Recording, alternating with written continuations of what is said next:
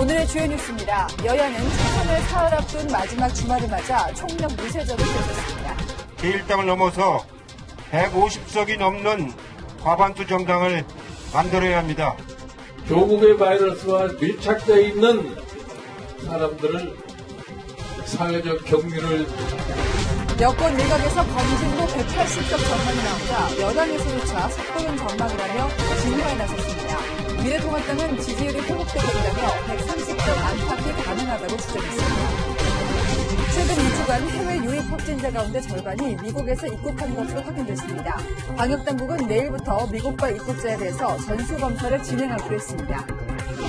부활절이 오늘 일부 대형 교회들이 현장 예배를 강행해 집단 감염 우려가 커지고 있습니다. 신규 확진자 발생이 주춤하자 대중교통과 다중이용시설에서 마스크를 쓰지 않는 시민도 늘고 있습니다. 좀 답답하기도 하고 상황이 길어지다 보니까 이제는 좀 안 써도 되겠구나 하는 생각도 있는 것 같아요. 미국의 코로나19 사망자가 2만 명을 넘어서면서 이탈리아를 추월해 사망자 최다 국가가 됐습니다. 미국 정부는 전체 50개 주 모두를 전염지역으로 지정했습니다.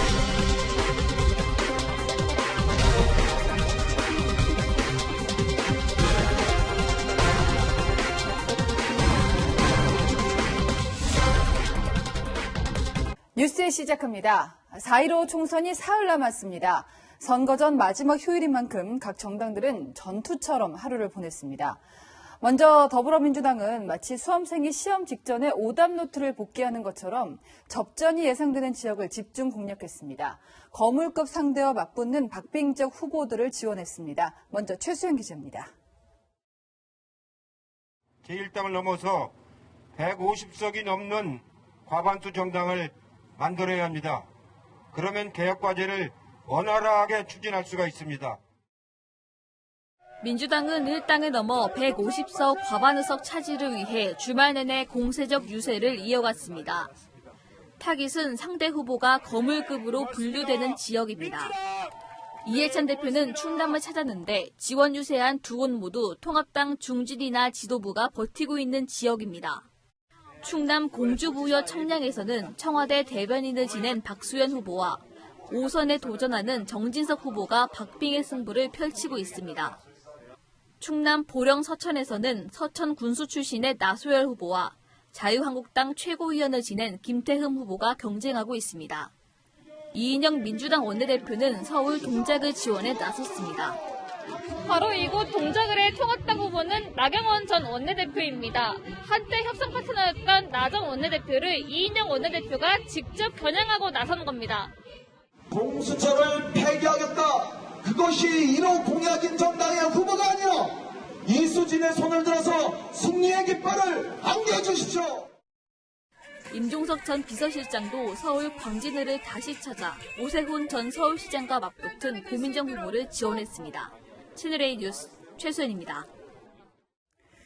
미래통합당은 절박한 분위기입니다. 나라를 살려달라, 기회를 달라, 머리띠를 메고 큰절 유세도 이어갔습니다. 김종인 총괄 선대위원장은 조국 전 장관을 가리켜 바이러스라고 표현하며 수위를 한층 더 높였습니다. 안보경 기자입니다. 미래통합당이 이른 아침 서울 청계광장에 모였습니다. 정권 교체! 이번에는 둘째가! 황교안 대표는 경제 회복이라고 적힌 머리띠까지 두르고 목소리를 높였습니다. 정말 낮은 자세로 국민 앞으로 국민 속으로 들어가고 있습니다. 큰절을 드렸습니다. 여러분 도와주십시오. 나라 살려주십시오. 황교안 대표와 유승민 의원 등 미래통합당 주요 관계자들은 이곳 청계광장에서 72시간 투혼 유세 돌입을 선언했습니다. 통합 이후 개별 지원 유세만 했던 유승민 의원도 당 공식 유세 현장에 나타나 힘을 보탰습니다. 제발 기회를 주십시오. 저희들 미래통합당과 함께 대한민국을 살리는 길로 같이 손잡고 나아가기를 간절히 호소드립니다. 유 의원은 종로 여론조사는 왜곡이 많다며 황 대표가 정말 선전하기 바란다고 황 대표 지원 사격도 했습니다. 황 대표 등이 시작한 큰절 유세는 오늘도 계속됐습니다. 정부 여당 때리기도 이어졌습니다. 김종인 총괄선대위원장은 코로나 바이러스를 극복했듯 이번 선거를 통해 조국 바이러스를 뽑아내야 한다고 강조했습니다. 조국의 바이러스와 밀착되어 있는 사람들을 사회적 격리를 이번 기회를 통해서 반드시 마련해야 됩니다. 통합당은 정권 심판을 앞세워 남은 기간 동안 수도권 유세에 집중할 계획입니다. 채널A 뉴스 안보겸입니다. 이번 선거의 사전투표율 26.7% 역대 가장 높아서 전체 투표율도 올라갈 것으로 보입니다. 더불어민주당, 미래통합당은 목표 의석수도 올려서 잡았습니다. 공식 위성 정당과 합쳐서 민주당 150석, 통합당 130석을 예상하고 있는데요. 총선을 앞둔 마지막 주말 각 당 표정을 강지아 기자가 전합니다. 더불어민주당과 미래통합당의 자체 판세 분석 결과를 종합하면 민주당이 150석 안팎, 통합당이 130석 안팎의 의석을 차지하는 것으로 나타납니다. 더불어민주당은 지역구 135석 안팎에 더불어시민당 비례대표 의석을 합쳐 150석 과반 의석을 기대하고 있습니다. 근거는 수도권과 호남에서의 선전입니다. 지난 총선보다 수도권에서 10석을 더 얻고 국민의당이 사라진 호남에서 최소 23석을 추가할 것으로 보기 때문입니다. 보수 강세 지역인 강원에서도 2-3석을 추가할 것으로 기대하는데 관건은 영남입니다. 지난 총선에서 얻은 12석을 지키기가 쉽지 않습니다. 미래통합당은 미래한국당 비례 의석수를 합쳐서 130석을 넘기는 것이 목표입니다. 전통적인 강세 지역인 영남, 특히 부산에서 잃었던 의석수를 되찾을 수 있다고 봅니다. 강원도와 충청 지역이 지난 총선 때보다 상황이 좋지 않지만 수도권 경합지에서 승부를 걸어 의석수를 최대한 확보하겠다는 전략입니다. 막판 변수는 코로나와 막말입니다.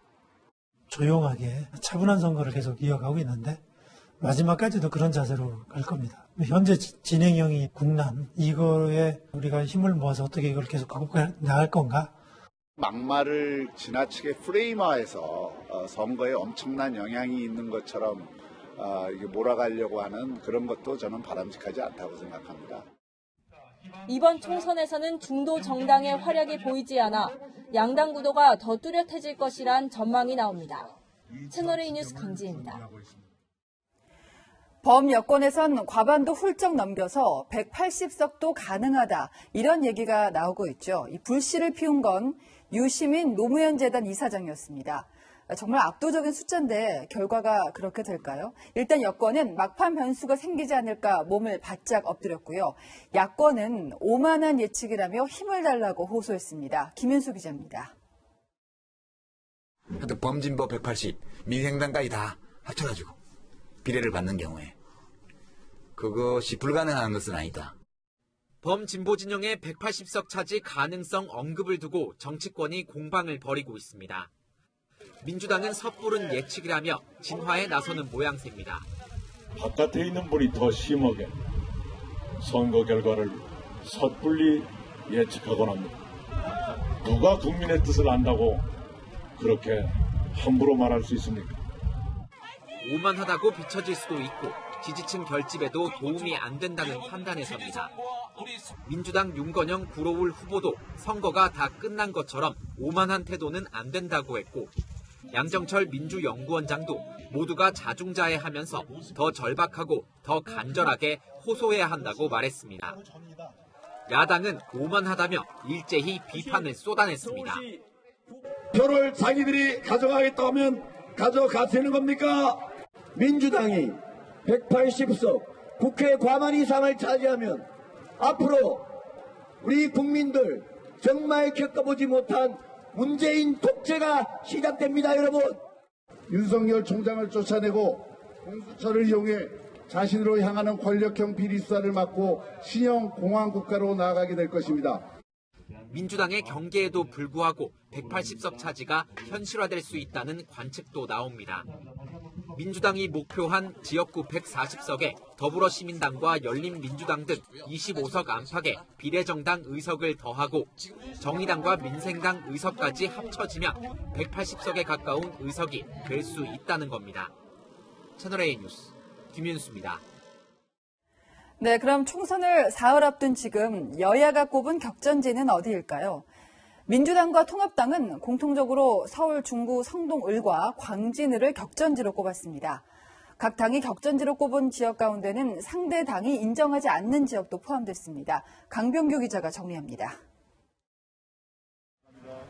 여야가 모두 격전지로 꼽은 곳은 서울 중구 성동을입니다. 정치신인 박성준 민주당 후보가 현역인 지상욱 후보에게 도전장을 내민 곳입니다. 마지막 여론조사에서 오차범위 내 접전을 벌였던 지역인 만큼 두 후보 모두 승리를 자신했습니다. 저는 예상하건대 표 차이가 상당히 많이 날 거라고 생각하고 있습니다. 지금 민주당을 지지하는 분들도 이번엔 지상을 찍겠다 하는 분들이 많이 나오고 있습니다. 이곳 서울 중구 성동을처럼 양당이 격전지로 꼽은 곳들은 총선 결과를 판가름할 승부처가 될 것으로 보입니다. 서울 광진을도 양당 모두 안심할 수 없는 격전지로 분류했습니다. 통합당은 사전투표 후 서울에서 투표율이 가장 높았던 종로를 격전지로 다시 꼽았습니다. 정권 심판 열기가 입증됐다는 이유를 들었습니다. 민주당은 박재호 후보와 이현주 통합당 후보가 한 치 앞을 내다볼 수 없는 승부를 펼치고 있는 부산 남해를 격전지로 꼽습니다. 전통적 열세 지역이던 강원도에서 팽팽한 승부를 겨루고 있는 허영 민주당 후보와 현역 의원인 김진태 통합당 후보의 춘천 갑도 민주당 관심 격전지입니다. 여야는 격전지 여론 추이를 지켜보면서 막판까지 총력전을 펼칠 예정입니다. 채널A 뉴스 강병규입니다. 민생당, 정의당, 국민의당은 비례대표를 뽑는 정당 투표에 사활을 걸었습니다. 원내 교섭단체가 되려면 20석은 얻어야 하지만 거대 양당의 위성정당이 가장 큰 걸림돌입니다. 거대 양당의 위성정당을 비판하면서 헌법소원 제기까지 예고했습니다. 최성 기자입니다. 민생당은 거대 양당의 위성정당이 대의민주제와 선거권 등을 침해했다며 헌법소원을 제기하기로 했습니다. 위성정당의 등록 승인 행위에 대한 위헌성을 대한민국 헌법을 수호하는 헌법재판소에 정식으로 물을 것입니다. 이번 선거를 꼼수정당 심판으로 규정하며 원칙을 지키는 민생당을 원내 교섭단체로 만들어달라고 호소했습니다. 정의당 역시 비례정당 비판에 가세했습니다. 저희 정의당 비례의석 몇 석을 탐해서 만든 일회용 떴다방 정당하고는 다릅니다. 극단적인 양당 정치를 막기 위해서라도 정의당을 원내 교섭단체로 만들어야 한다고 주장했습니다. 2주일간의 400km 국토종주 완주를 앞둔 안철수 국민의당 대표는 문재인 대통령을 향해 섭섭함을 드러냈습니다. 서울시장을 양보했을 때, 그 다음에 대선에서 후보를 양보했을 때 끊임없이 지원만을 요구했지 고마움을 표시하지 않았습니다. 안 대표는 국민의당이 유일한 개혁 정당이라며 비례정당 투표에서 승리할 것이라고 자신했습니다. 채널A 뉴스 최선입니다. 네, 여기서 코로나19 상황 알아보겠습니다. 신규 확진자가 나흘째 정부 목표치였던 50명 밑으로 유지되고 있습니다. 문제는 해외 유입입니다. 우리가 사회적 거리 두기를 해도 밖에서 바이러스가 들어온다면 한계가 있을 수밖에 없죠. 내일부터 미국발 입국자도 전수검사를 받아야 합니다. 김철웅 기자입니다. 오늘 0시 기준 신규 확진자는 32명. 앞서 정부가 사회적 거리 두기를 연장하면서 생활 방역 전환 조건으로 내건 하루 신규 확진자 50명 미만이란 목표를 나흘째 유지하고 있습니다. 문제는 해외 유입 사례가 줄지 않고 있다는 겁니다. 어제 신규 확진자 4명 중 3명꼴인 24명이 해외 유입 사례였습니다. 특히 전 세계에서 확진자 수가 가장 많은 미국발 입국자 중 감염 사례가 속출하고 있습니다. 최근 2주간 해외 유입 확진자는 459명, 이 중 미국발 입국자는 절반에 육박하는 228명입니다. 방역당국은 내일부터 미국발 입국자 전원에 대해 코로나19 전수검사를 실시하기로 했습니다. 그동안 유럽발 입국자만 전수검사를 진행했고 미국발 입국자는 증상이 있을 때만 검사를 받도록 했지만 내일부터는 자가격리 후 사흘 안에 검사를 받아야 합니다. 미국 그 입국자에서의 감염 위험도가 좀 더 증가했다라고 판단을 해서 유럽처럼 입국 후에 전수검사로 진행하겠다라는 단기 체류 외국인의 입국을 막는 조치도 강화됩니다. 내일부터 해외 90개국에서 외국인이 무비자로 국내에 들어오는 경우 입국이 제한됩니다. 한국에 입국하려면 현지 한국 공관에서 심사를 통해 비자를 받아야 합니다. 채널A 뉴스 김천옥입니다. 네, 서울 강남구 이흥주점 여종업원 2명이 코로나19에 감염됐다는 소식 전해드렸죠. 두 사람은 한 집에 같이 사는 룸메이트 사이였는데요. 나중에 확진된 여성이 알고 보니 룸메이트가 확진된 다음 날에도 마스크조차 쓰지 않고 피부과 진료를 받았습니다. 권솔 기자입니다. 서울 역삼동 유흥주점에서 일하는 32살 여종업원 A씨가 코로나19에 확진된 건 지난 6일. 같은 유흥주점 종업원으로 같은 집에 사는 36살 룸메이트 B씨가 남성 연예인과 접촉 후 확진된 지 나흘 만이었습니다. 그런데 A씨는 룸메이트 B씨가 코로나19 확진 판정을 받은 다음 날 서울 서초구에 있는 피부과 의원을 방문했습니다. 마스크는 쓰지 않았습니다. B씨의 접촉자였지만 1차 검사에서 음성 판정을 받고 감염 증세도 안 나타나자 피부과 진료를 받은 겁니다. 하지만 피부과에 다녀온 다음 날 감염 증상이 나타났고 재검사 결과 확진 판정을 받았습니다. 이 여성과 접촉한 피부과 의료진 6명은 모두 마스크를 쓰고 있었고 검사 결과 모두 음성 판정을 받았습니다. 두 사람은 보건당국의 조사 때도 직업이 프리랜서라고 진술해 접촉자 조기 파악을 어렵게 했다는 지적을 받았습니다. 서울 강남구청은 A씨가 감염병 예방법을 어긴 부분이 있는지 추가 조사를 진행 중입니다. 채널A 뉴스 권솔입니다. 오늘이 부활절이다 보니 많은 교회들이 닫았던 문을 열었습니다. 띄엄띄엄 안고 방역에 신경을 써가며 신앙을 지키고 싶은 마음 이해도 됩니다만 역시 집단 감염될까 그게 걱정입니다. 박건영 기자입니다. 서울 도심의 대형 교회인 세문안교회 주차장. 신자들이 탄 차량이 들어올 때마다 방역복을 입은 교회 관계자들이 채운 일제입니다. 앞을 쳐다봤는데 예배 시간이 가까워졌는데? 네, 죄송해요. 36.3입니다. 감사합니다. 해주셔서. 부활절 연합 예배를 앞두고 코로나19 의심 증상자를 가려내려는 겁니다. 이 교회는 지난 2월 말 교회 문을 닫고 온라인 예배만 해오다 7주 만인 오늘 현장 예배를 재개했습니다. 감염 위험을 낮추려고 사전에 참여를 신청한 신도들에 한해 전신소독비 교회로 입장시키고 예배 내내 2m 이상 간격을 두고 떨어져 앉았습니다. 서울 중랑구 금명교회 앞에도 부활절 예배에 참여하려는 신도들이 길게 줄을 섰습니다. 교회 측은 예배 참석을 신청한 신도가 3,000명을 넘어서자 오늘 하루만 6차례에 걸쳐 현장 예배를 진행했습니다. 기독교에서는 저기 성탄절하고 부활주일이 가장 중요하잖아요. 500~600명, 많은 데는 한 700명 정도는. 서울 시내교회 6,400여 곳 중 오늘 현장 예배를 진행한 곳은 2,100곳으로 파악됐습니다. 지난주보다 10% 정도 늘어난 수치입니다. 대구에서도 교회 4곳 중 한 곳꼴인 363개 교회가 부활절 현장 예배를 열었습니다. 교회들이 예배 참석자 명단 작성과 마스크 착용 등 방역 지침을 따른다지만 집단 감염으로 이어질까봐 방역당국이 긴장하고 있습니다. 한편 천주교는 제주교구 소속 성당을 제외한 대부분 성당에 온라인으로만 부활절 미사를 열었습니다. 채널A 뉴스 박건영입니다. 봄볕에 날이 풀리다 보니 답답해서 깜빡해서 마스크 없이 외출하는 분들 늘었습니다. 저도 아차 싶을 때가 있습니다만 아직 긴장의 끈을 놓을 때가 아니죠. 나뿐 아니라 남을 위해서라도 마스크는 꼭 챙기셔야 합니다. 유승진 기자입니다. 서울 강남의 대형 쇼핑몰. 주말을 맞아 쇼핑을 하러 온 시민들의 모습이 보입니다. 지하에 있는 실내 공간이라 시민 대부분이 마스크를 썼지만 마스크를 안 쓴 사람들도 군데군데 보입니다. 쇼핑몰 곳곳에 걸려있는 마스크를 써달라는 당부가 무색합니다. 아무래도 지금 그 확진자 수가 좀 줄었잖아요. 그래서 다들 괜찮은 것 같아서 안 쓰고 다니는 것 같아요. 좀 답답하기도 하고 상황이 길어지다 보니까 이제는 좀 안 써도 되겠구나 하는 생각도 있는 것 같아요. 서울 도심 대형 서점 내부입니다. 시민들이 다닥다닥 붙어 앉아 책을 봅니다. 여럿이 쓰는 책상이지만 이곳에도 마스크를 안 쓴 사람들이 보입니다. 그렇게는 못하죠. 근데 다른 고객님들이 클레임 같은 게 아니라 들어와서 걸리는 애들이죠. 이시다.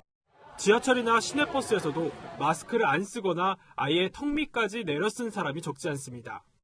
곁에 가기도 싫죠. 그리고 그 사람하고는 거리를 두려고 다른 자리로 옮기게 돼요. 방역당국은 긴장을 늦출 때가 아니라는 입장입니다.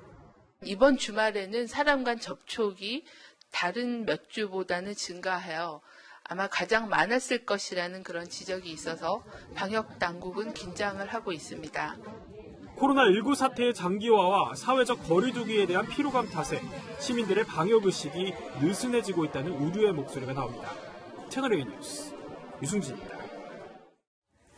전국 대학들이 지금 온라인 강의를 하고 있죠. 그런데 학교 근처에 미리 자취방을 구했던 학생들, 언제 등교할지 몰라서 방도 못 빼고 집세는 꼬박꼬박 나가고 답답하고 막막합니다.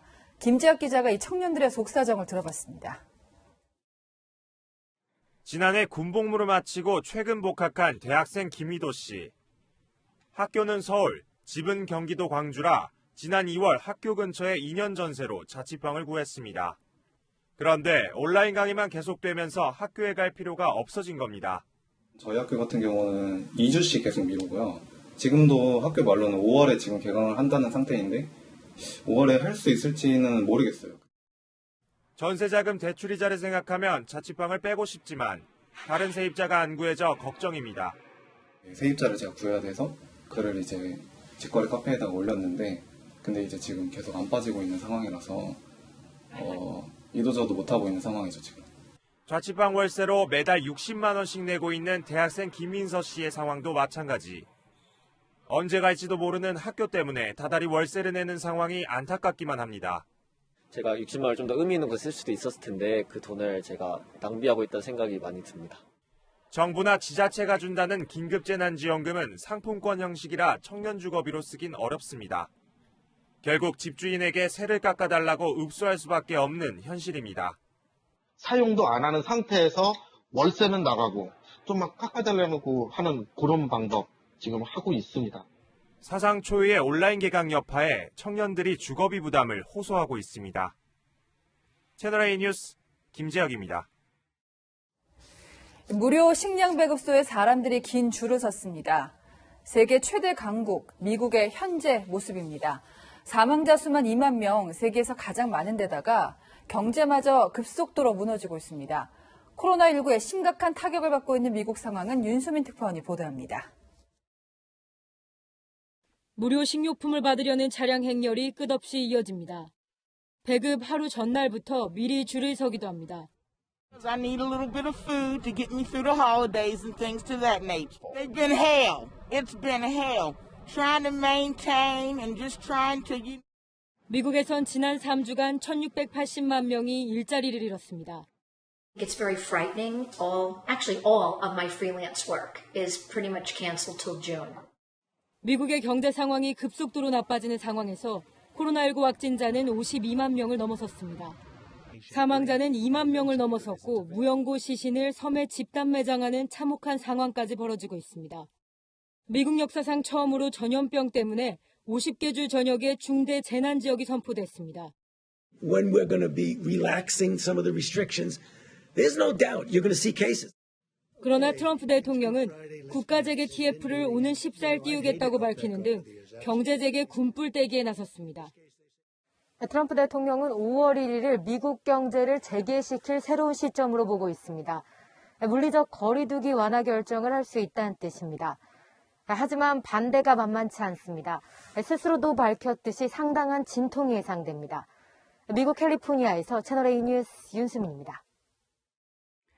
네, 방금 미국 상황을 보여드렸습니다만 식량 대란이 전 세계로 번질 태세입니다. 특히 자체적으로 식량을 자급하지 못하는 이집트 같은 곳은 정권 존망마저 걸려 있습니다. 많은 국가들이 이미 곳간을 걸어 잠그고 식량을 비축하고 있습니다. 이세영 특파원이 전해왔습니다. 저녁 8시 이후 이동 금지령이 내려진 이집트의 수도 카이로. 젊은이들이 몰리던 타흐리르 광장에선 인적을 찾아볼 수 없습니다. استمرار نفس تطبيق نفس كل الإجراءات اللي سبق اتخاذها لمدة أسبوعين آخرين حتى يوم الخميس 23 إبريل. 통금 시간이 되기 전 주식인 빵을 사러 나온 사람들이 줄을 섰고 곡물 가게에는 주문이 끊이질 않습니다. 마트 식품 코너에는 밀가루와 쌀을 파는 곳만 텅 비어 있습니다. 인구 1억 명인 이집트에선 코로나19 이후 식량 확보가 비상입니다. بس الناس في حالة ذعر خايفة بكرة ما نعرفش فيه فبيعملوا استعداداتهم بياخدوا لوازم بتاعتهم. 고온의 사막 기후인 이집트는 농사를 짓기 어려워 세계에서 가장 많은 밀을 수입하고 있습니다. 그러나 주요 식량 수출국들이 빗장을 걸어 잠그면서 식량 확보에 비상이 걸렸습니다. المملكة في كامل استعداداتها لحقيقة حفظ صحة المسلمين والمواطنين. لذلك نحن طلبنا من الإخوة المسلمين في جميع دول العالم. 중동의 부유한 산유국 사우디아라비아는 지방의 낙타 시장에까지 드론을 띄워 발열 검사를 실시합니다.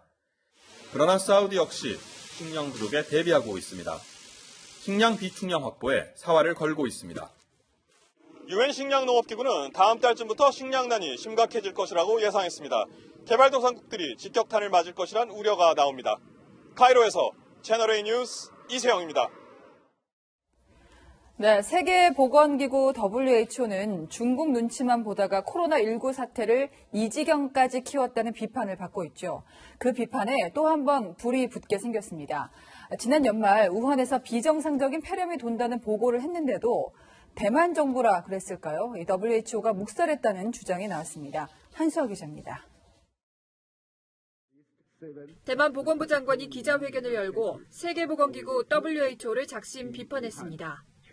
지난해 12월 WHO에 이메일을 보내 코로나19의 사람 간 전파 가능성을 경고했지만 WHO가 무시하고 국제사회에 알리지 않았던 겁니다. 那讲这个隔离治疗这样子的警讯，这样不是警讯。那问什么情况才叫做警讯？ 1월 중순까지도 사람 간 전파를 인정하지 않던 WHO는 중국이 인정한 뒤에야 입장을 바꿨습니다. 미국 언론들은 대만을 국가로 인정하지 않는 중국 입장에 함몰된 WHO가 대만의 경고를 무시한 것이라고 비판했습니다. 지난달 말 WHO의 부총장은 방역 모범국인 대만을 회원국으로 받겠느냐는 외신 기자 질문이 나오자 전화를 끊어버리기도 했습니다. I'm actually curious on talking about Taiwan as well, on Taiwan's case.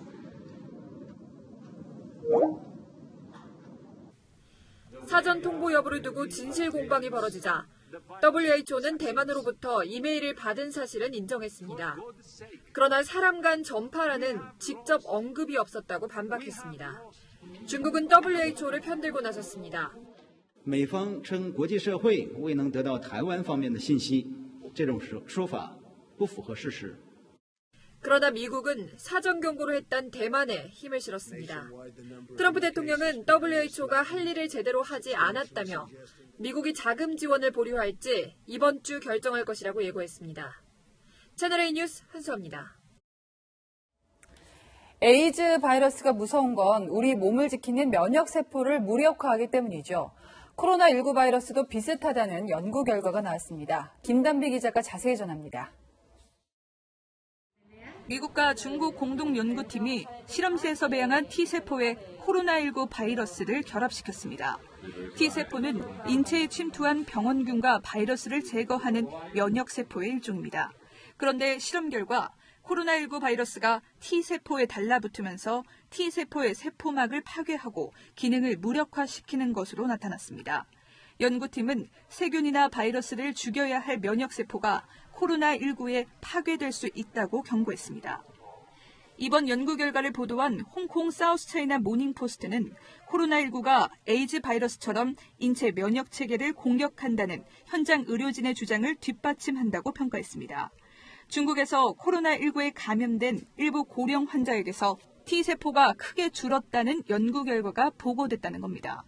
국내 전문가들은 에이즈 바이러스와 코로나19를 직접 비교하는 건 무리라면서도 고령층에서 코로나19 치명률이 왜 유독 높은지 설명해주는 연구 결과라고 평가했습니다. 70, 80 고령자가 되면 T 면역세포 기능이 떨어지거든요. 이게 유난히 T림 푸고의 기능이 떨어져 있는 고령자가 이 코로나19의 치명적인 감염으로 해서 사망률이 높겠다. 채널A 뉴스 김담비입니다. 네, 이렇게 코로나19 바이러스가 무섭기 때문에 누군가의 기침이 총성처럼 들리는 요즘이죠. 기침을 한 번 하면 3,000개 넘는 침방울이 튄다는데 그럼 얼마나 멀리 튈까요? 또 얼마나 오래 공간에 머무는 걸까요? 밖에서 기침하는 건 괜찮을까요? 홍유라 기자가 시뮬레이션으로 보여드리겠습니다. 실내에서 기침을 했을 때 침방울이 튀는 거리와 머무는 시간에 대한 시뮬레이션 영상입니다. 오른편에서 기침을 하자 노란색 물결이 왼편 통로 2곳 너머까지 광범위하게 확산됩니다. 침방울이 퍼지는 높이는 3m에 달하고 머무는 시간은 6분으로 나왔습니다. 실내 공간인 마트 등에 적용 가능한 실험 결과입니다. 해당 실험에 참여한 빌 부오리넨 교수는 실내 공간에는 가급적 짧게 머물고 가능하면 가지 않는 게 좋다고 조언했습니다. 이처럼 실내 공간에선 감염 위험성이 높다 보니 야외에서 뜀박질하는 사람들이 늘어나고 있습니다.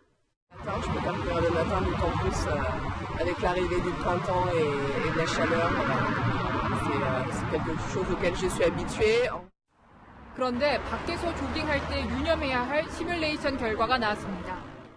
누군가의 뒤에서 뛰면 앞사람이 기침했을 때 그 침방울이 공기를 타고 뒷사람에게 사정없이 튄다는 것으로 감염 위험에 무방비 상태로 노출될 수 있는 겁니다. 안전한 조깅 방법은 바로 옆에서 뛰는 것. 이 경우엔 옆 사람이 기침을 해도 침방울이 튀지 않았습니다. 대각선 뒷방향에서 뛰는 것도 같은 원리에서 안전합니다. 한편 중국에선 코로나19 에어로졸이 공기 중에서 최대 4m까지 퍼진다는 연구 결과가 나왔습니다. 채널A 뉴스 홍유라입니다. 열악연악 시작합니다. 정치부 이동훈 기자 나왔습니다. 자, 이 기자 첫 번째 주제 보시죠. 네. 피말리는 삼자구도. 네. 이번 총선에서 본의 아니게 삼자구도가 형성이 돼서 표가 갈리는 지역구들이 곳곳에 있죠. 네, 홍준표 전 자유한국당 대표가 무소속으로 출마한 대구 수성을로 가보겠습니다. 지금 나오는 장면이 수성을 후보자 토론회인데요. 네. 보시는 것처럼 미래통합당 이인선 후보의 옷 색깔과 네. 홍준표 후보의 넥타이 색깔이 똑같습니다. 맞습니다. 둘 다 핫핑크. 이게 미래통합당 색깔이잖아요. 네, 두 사람의 신경전 잠시 보시겠습니다. 대선을 위해서 이번에 꼭 무소속 후보로 가서 대권하겠다. 이렇게 말씀하시는데 이인선 후보께서 지난 대선 때 고생하신 거 잘 알고 있습니다. 미안합니다. 네, 홍 후보는 당선되면 복당해서 대권에 도전하겠다고 벼르고 있는데요. 네. 여권 유력 주자인 이낙연 전 총리를 콕 집어서 홍준표 대 이낙연 구도가 되면 영호남 구도, 좌우파 구도라 절대 지지 않는다고 자신했습니다. 네. 비슷한 상황인 게 김태호 전 경남지사가 미래통합당을 탈당해서 이제 고향에 출마를 했잖아요. 네. 여기는 어떻습니까? 가장 최근 여론조사에서는 초박빙으로 나타났는데요. 네. 보시는 것처럼 삼자 구도는 아니지만 통합당 강석진 후보가 39.2%, 무소속 김태우 후보가 35.9%를 기록했습니다. 네. 김태우 후보는 무릎을 꿇고 눈물까지 흘렸습니다. 태호가 마지막으로 고향 크게 발전시키고 변화시킬 수 있도록 태호 한번 살려주십시오. 김태호 이번에 고향에서 꼭 살려주십시오. 네. 자, 강원, 강릉도 지금 삼자구도가 됐잖아요. 네, 강원, 강릉은 보수 진영에서 쭉 당선자를 배출시킨 곳인데요. 이번에는 보수 진영에서 후보 3명이 동시에 나오면서 보수 대 진보 3대1 구도가 됐습니다. 최근 여론조사에서 민주당 김경수 후보가 33.9%, 무소속 권성동 후보가 29%로 오차 범위 접전을 보였고 홍윤식 통합당 후보, 최명희 무소속 후보가 뒤를 이었습니다. 결국에는 이제 여러 명이 나오면 표가 갈려버리니까 이게 참 진영 입장에서 봤을 때는 막판 변수가 될 것 같습니다. 네. 다음 주제 보겠습니다. 네, 헷갈리는 투표 무효 총정리. 네. 저도 어저께 사전 투표를 했거든요. 근데 그 사전 투표율이 역대 최고치로 나왔는데 하셨어요? 네, 저도 총선 당일에 네. 바쁠 것 같아서 미리 했습니다. 근데 제가 딱 받았는데 비례대표 투표용지가 제가 보도를 했음에도 불구하고 50cm나 돼가지고 너무 길고요. 네. 제가 물어봤잖아요. 이거 2명씩 찍는 거냐고. 네. 헷갈리더라고요. 네, 이게 한 번이 아니라 2번을 접어야지 네. 들어갈 정도의 길이인데요. 맞아요. 그 비례대표 용지를 잘못 접으면 혹시 무효표가 되는 거 아니냐고 걱정하시는 저도 분들이 걱정했어요. 계시더라고요. 예. 그 제가 여기서 정리해드리면 용지를 어떻게 접어도 무효표가 되지 않으니까 네. 마음대로 접으셔도 됩니다. 이렇게 접어도 되고 네. 이렇게 접어도 상관없습니다. 되고. 그렇군요. 용지를 반으로 접다가 저 그 걱정도 들었는데 혹시 인주가 묻지 않을까?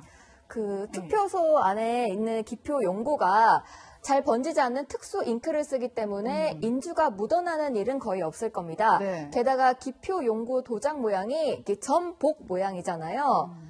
모양이 비대칭이어서 어느 쪽이 기표한 도장이고 어느 쪽이 찍힌 건지 구분할 수 있으니까 네. 걱정하지 않으셔도 됩니다.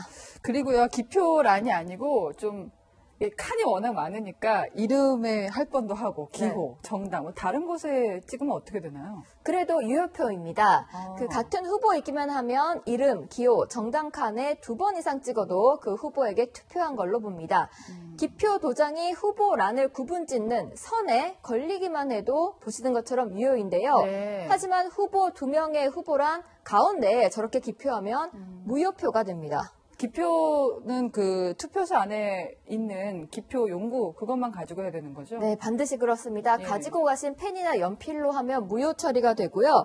투표소에 직접 가지 않고 우편으로 투표하는 거소 투표의 경우에만 네. 펜기구로 사용할 수 있습니다. 평소에는 별거 아닌 것 같았는데 코로나19 때문에 비닐 장갑을 끼고 하다 보니까 저도 이제 손이 미끌거릴까 봐 좀 걱정이 되더라고요. 네.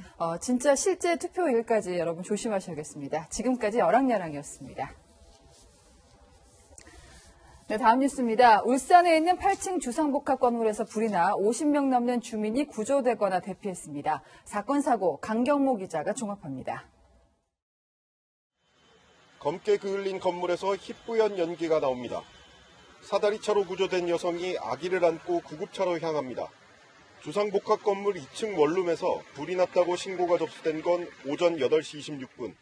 불은 20분 만에 꺼졌지만 4명이 연기를 마셔 병원으로 옮겨졌고 10명이 넘는 주민들이 구조되거나 대피했습니다. 황당하죠. 옥상으로 올라가시는 분도 있고 경찰 조사 끝나고 가야 돼요. 그게 방한지 아닌지. 부산에선 승용차와 전동 킥보드가 부딪히는 사고가 났습니다. 이 사고로 전동 킥보드에 타고 있던 20대 남성이 숨졌습니다. 경찰은 남성이 횡단보도를 무단 횡단하다 과속 차량과 부딪힌 것으로 보고 정확한 원인을 조사하고 있습니다. 승용차가 형체를 알아볼 수 없을 정도로 부서졌습니다. 20대 2명이 탄 승용차가 가로수를 들이받는 사고로 그 자리에서 모두 숨졌습니다. 이들은 유성엽 민생당 후보 선거운동원으로 출근 도중 변을 당한 것으로 알려졌습니다. 유 후보 캠프와 민주당 윤준병 후보 캠프는 애도의 뜻으로 오늘 하루 유세를 중단했습니다. 고속도로를 달리던 승용차가 터널벽을 들이받고 불이 나는 사고도 일어났습니다. 운전자인 70대 남성이 숨지고 한때 터널 차량 진입이 통제되면서 극심한 교통체증이 벌어졌습니다. 채널A 뉴스 강경모입니다. 네, 유튜브에서 정말 인기가 많은 방송 형식이 언박싱이죠. 시청자 대신에 내가 산 상품을 개봉해보는 형식인데요. 이제는 아예 언박싱 정도가 아니라 내가 직접 매장에 간 것 같이 체험을 하고 바로 결제할 수 있는 쇼핑이 뜨고 있습니다. 코로나19가 바꾼 소비 트렌드 안건우 기자가 소개하겠습니다. 백화점 안 의류 매장에서 방송을 하는 남성. 뒤에 있는 매장을 한번 탈탈 털어보도록 하겠습니다. 시청자 대신 매장을 둘러보고 옷을 입어보는 장면이 시청자의 스마트폰으로 그대로 전송됩니다. 모바일 라이브 방송으로 상품을 소개하고 판매하는 라이브 커머스. 궁금한 점이 있으면 채팅창으로 바로 해결 가능합니다. 제가 입은 바지 사이즈도 좀 물어보시는데 30 사이즈입니다. 마음에 드는 제품을 찾았다면 이렇게 바로 주문을 할 수 있습니다. 언제 어디에 있든 마치 매장에 있는 것처럼 쇼핑하는 기분을 줍니다. 스마트폰만 있으면요. 최근 코로나19로 매장을 찾는 발길이 끊기면서 라이브 커머스가 유통업체들의 대안으로 떠오르고 있습니다. 국내 한 대형 유통업체가 닷새 전 유명 스포츠 브랜드 할인 매장에서 진행한 방송에선 하루 만에 2억 4천만 원어치가 팔려나갔을 정도. 작년 12월 처음 방송할 때에 비해 시청자 수는 5배 정도 늘었고 최근 방송 시 매번 그 기록을 갱신해 나가고 있습니다. 우리보다 먼저 코로나19를 겪은 중국에선 이미 대세.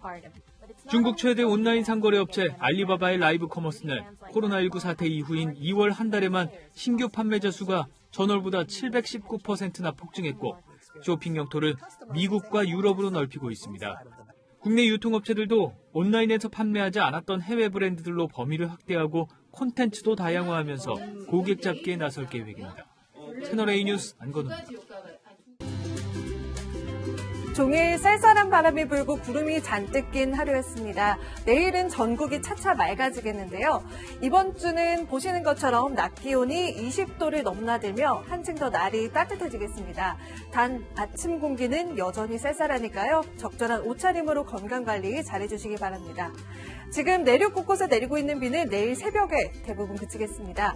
앞으로 강원 영동과 제주에 최고 20mm의 비가 더 오겠고요. 이미 많은 눈이 내려 쌓인 강원과 제주 산지로도 많게는 10cm가 더 내리겠습니다. 비닐하우스 등 약한 시설물 관리와 교통 안전에 각별히 유의해 주셔야겠습니다. 현재 동해안에는 강풍주의보가 발효 중이고요. 내일 아침에 내륙으로도 바람이 강하게 불어서 쌀쌀하겠습니다. 서울이 4도, 철원이 0도에서 출발하고요. 낮 기온은 서울이 20도, 부산 17도로 오늘보다 3에서 5도가량 높겠습니다. 당분간은 맑은 날이 계속되다가 금요일에 전국에 한 차례 비가 오겠습니다. 날씨였습니다.